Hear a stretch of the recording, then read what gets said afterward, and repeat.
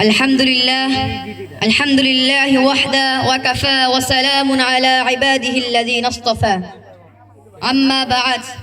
أعوذ بالله من الشيطان الرجيم بسم الله الرحمن الرحيم وما آتاكم الرسول فخذوه وما نهاكم عنه فانتهوا وقال تعالى قل إن كنتم تحبون الله فاتبعوني يحببكم الله ويغفر لكم ذنوبكم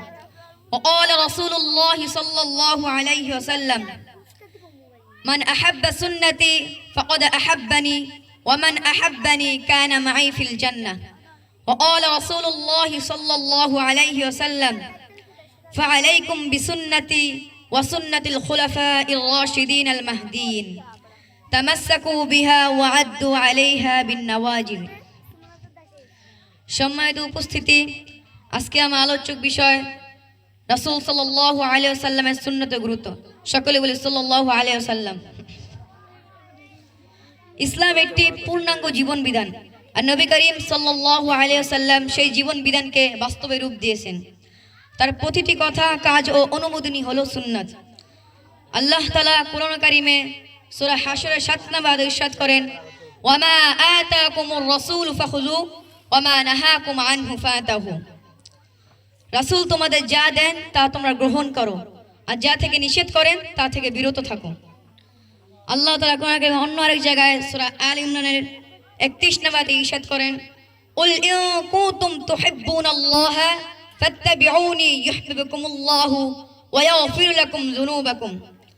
বলো যদি তোমরা আল্লাহকে ভালোবাসো তাহলে তার রাসূল অনুসরণ করো তাহলেই আল্লাহ তোমাদের ভালোবাসবেন আর তোমাদের গুনাহ মাফ করে দিবেন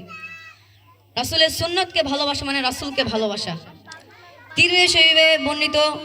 রাসূল সাল্লাল্লাহু আলাইহি ওয়াসাল্লাম বলেন মান আহাব্বা সুন্নতি ফাকাদ আহাব্বানি ওয়া মান আহাব্বানি কানা মাই ফিল জান্নাহ যে আমার সুন্নতকে ভালোবাসে সে আমাকে ভালোবাসে আর যে আমাকে ভালোবাসে সে জান্নাতে আমার সঙ্গে থাকিবে রাওয়া আবু দাউদ এবং তিরমিজি শরীফে বর্ণিত রাসূল সাল্লাল্লাহু আলাইহি ওয়াসাল্লাম বলেন ফাআলাইকুম বিসুন্নতি ওয়া সুন্নাতিল খুলাফাইর রাশিদিনাল মাহদিয়িন তামাসসাকু বিহা ওয়া আদ্দু আলাইহা বিন নওয়াজিল তোমরা আমার সুন্নাত এবং খুলাফায়ে রাশিদের সুন্নাত আঁকড়ে ধরো তাহা দৃঢ়ভাবে ধারণ করো দাঁতের সাথে যারা সুন্নাত থেকে মুখ ফিরিয়ে নেয় তাদেরকে নিয়ে রাসূল সাল্লাল্লাহু আলাইহি ওয়াসাল্লাম বুখারী শরীফে বলেন মার রাগিবা আন সুন্নতি ফালাইসা মিন্নি